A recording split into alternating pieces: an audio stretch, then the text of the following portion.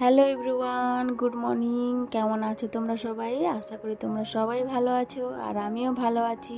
আর এখন বাজে সকাল 10টা, আর আমি উমা আমার চ্যানেলে সবাইকে স্বাগত জানিয়ে আজকের ব্লগটা স্টার্ট করছি। আই হোপ আজকের ব্লগটা তোমাদের ভালোই লাগবে। তোমরা তো জানোই পরশুদিন সবজিগুলো এনেছি, আর তোমাদের সাথে কি করছি না করছি সব শেয়ার করতে পারিনি, কারণ শরীরটা এত অসুস্থ ছিল, তাই ব্লগ ছাড়তেও পারিনি। তাই ভাবলাম পরশুদিনের ভিডিওগুলো যে করে রেখেছিলাম, তো ওইগুলো তোমাদের সাথে শেয়ার করি। তো পরশুদিন যে সবজি আনতে গেছিলাম সেইগুলো আমি গুছিয়ে রাখছি। তো টমেটোটা আমি আগে গুছিয়ে নিচ্ছি, তারপরে আমি সবজিগুলো আগেই গুছিয়ে নিয়েছি, তোমরাই তো দেখেছো। তো আর দেখো সবজিগুলো সব নিচে পড়ে আছে। বাবু কি করেছে বলো তো, সব ঢেলে দিয়েছে নিচে আর কি, ব্যাগ থেকে। আর এখানে দেখো, আর এখানে আমি এই যে দেখো এই টমেটো যে রাখছি বক্সটার মধ্যে, ওইখানে মানে বাষ্প জমা হয়ে গেছিলো আর কি, তাই হাত দিয়ে আমি একটু ঘষে নিচ্ছি। আর ভিডিও যখন শ্যুট করছিলাম না, তখন পুরো ধোঁয়া ধোঁয়ার মতো দেখা যাচ্ছিলো আর কি। আমার টমাটোমটা গুছিয়ে নিয়েছি, আর এইদিকে আমি বেগুনগুলো রেখে নিচ্ছি। বন্ধুরা, তোমরা যারা ভিডিওগুলো দেখছো, দেখে সাবস্ক্রাইব করছো, এত ভালোবাসা দিচ্ছ, তোমাদের অনেক ধন্যবাদ জানাই যে তোমরা আমার ভিডিওগুলো দেখে লাইক কমেন্ট করছো। আর যারা ভিডিওগুলো দেখছো কিন্তু লাইক শেয়ার কমেন্ট সাবস্ক্রাইব কিছুই করছো না, তাদেরকে অনুরোধ রইল, প্লিজ আমার ভিডিওগুলো দেখে একটা করে লাইক করে দিও। আর এখানে দেখো আমি না আম এনেছি, আমটাকে টক করে খাবো বলে। আর ব্যাঙ্গালোরে তো 12 মাস এই আমটাই পাওয়া যায় আর কি। এটা মানে কাঁচা খেলেও মিষ্টি লাগে আর কি, টকে ততটা মানে কি বলতো এত টক হয় না। তাও কেন বলেছি বলো তো, মা তো টক খেতে পারে না, তাই আমটা একটু মিষ্টি মিষ্টি ভাব আছে, তরকারিতে দিলে ভালোই স্বাদ লাগে আর কি। আর আমার শরীরটা এখনও ঠিক হয়নি, তো এই জন্য আমার কথাগুলো ভারী ভারী লাগছে। তো তোমরা হয়তো ভাবছো কি যে ঘুমিয়ে ঘুমিয়ে হয়তো কথা বলছে, একদম না গো, আমার শরীরটা এখনও ঠিক হয়নি। 2 দিন ধরে শরীর প্রচুর অসুস্থ, তাই আর কি।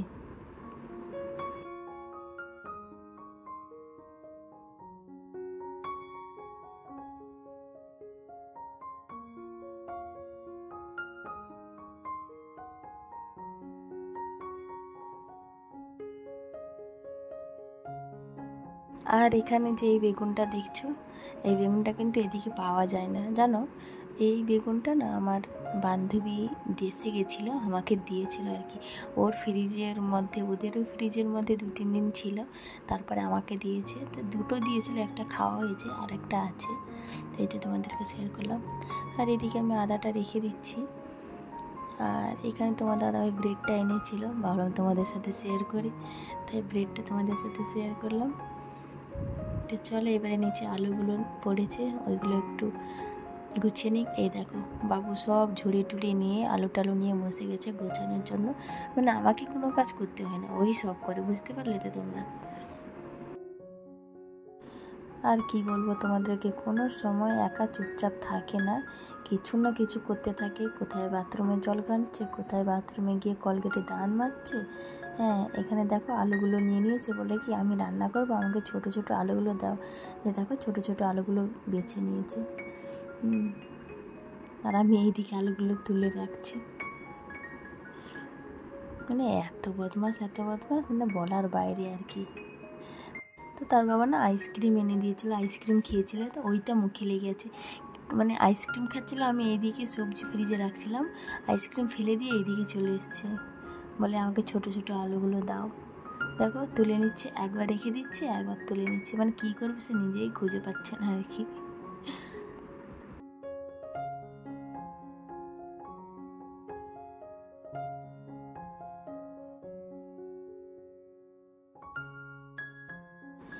দেখো আলুগুলো বসে ঘাঁটছিল, এক দেখো না এই যে আলু নিয়ে দৌড় মার। আমি বলছি কি রেখে দে।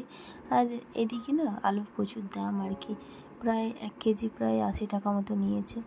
এই দেখো আলু নিয়ে কেমন লুকোচুরি খেলছে, এই দেখো মোটামুটি সে রাখবে না। আর আইসক্রিমটা দেখো ওই পাশে বসিয়ে রেখেছে, আলুর পাশে। তো চলো এগুলো গুছিয়ে নিয়ে যাওয়া যাক। আর এখানে আমি সকালে রান্না করেছি, আলু ভাজা করেছি। কেন বলো তো, আজকে পান্তা খাবো বলে। আর পান্তাটা খেয়েই না আমার শরীরটা একদমই অসুস্থ হয়ে গেছে। সকালবেলা পান্তাটা খেয়েছি, রাত্রিবেলা যখন ডিউটি থেকে আসি না, শরীর প্রচুর অসুস্থ।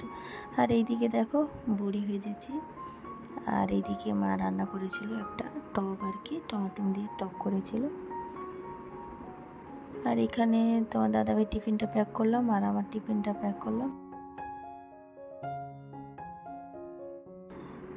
এই যে কলা এনেছিলাম বাজার থেকে, আর এক রাত থাকতে না দেখো কেমন কলাটা কালো হয়ে গেছে।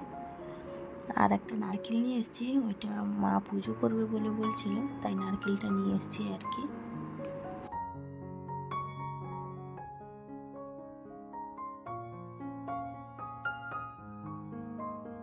আর এখানে দেখো এত বদমাস, মানে সব সময় কিছু না কিছু তাকে করে যেতেই হবে, না হলে হবে না। এই দেখো না কেমন ব্যায়াম করছে,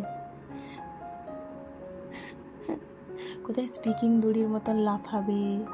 হ্যাঁ, এই দেখো মানে তার সারাদিন একটু চুপ করে বসে না আর কি। তো চলো এখন আমার ডিউটি যাওয়ার পালা। এই যে মাথাটা আঁচড়ে নিচ্ছি, তারপরে আমি খাবো। আর খাবো বলতে কি, ওই যে পান্তা খাবো বলেছিলাম, পান্তা খাবো দিয়ে ডিউটি যাবো আর কি।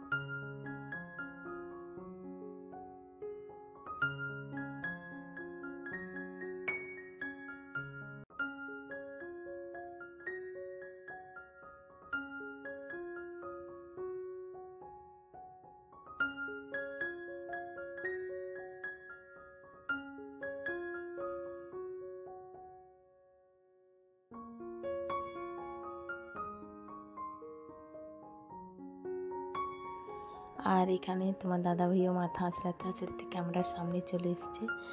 আমি বলছি কি, শোনা সাইড হয়ে যাও, তুমি ক্যামেরার সামনে আসছো আর কি। তো এইখানে দিয়ে ঘুরে আমার দিকে তাকালো। তো চলো, আমার মাথা আঁচড়ানো হয়ে গেছে। আর এদিকে তো মা পুজো টুজো করে নিয়েছে, আর আমি বসে আছি। তো তোমার দাদা ভাই আমাকে খাইয়ে দিচ্ছে।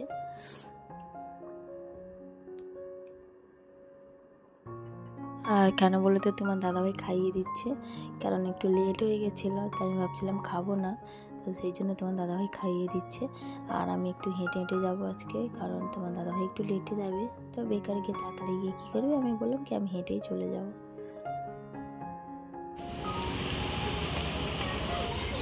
এখন যাচ্ছি ডিউটি, রাস্তায় আছি, হেঁটে হেঁটে যাচ্ছি। তো চলো বাই, আবার দুপুরে কী করছি না করছি দেখাবো।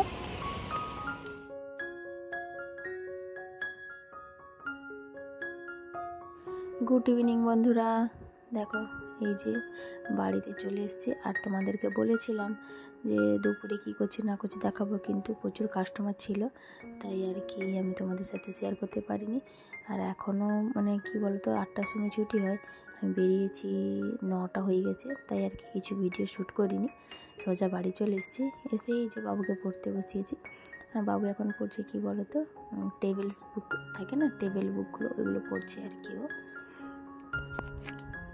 তো একবার পড়ছে না। আর এই যে চেয়ারটা এনেছিল, সারাক্ষণ চেয়ারের মধ্যে খাবে, চেয়ারের মধ্যে পড়বে, মানে ওই চেয়ারটাকে নিয়ে এসেছে, কি করবে না করবে কোনো খুঁজেই পায় না আর কি।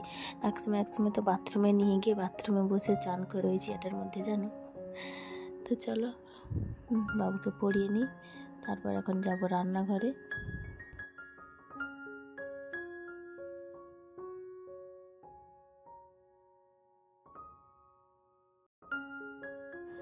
আর এইদিকে রান্নাঘরে দেখি মা কি রান্না করেছে বলো তো, আলু ভর্তা করেছে, বেগুনের ভর্তা করেছে, আর এইদিকে একটা সবজি করেছে। তো বন্ধুরা, ব্লগটা আমি এখানেই শেষ করছি। ভালো থেকো, সুস্থ থেকো, বাই, গুড নাইট।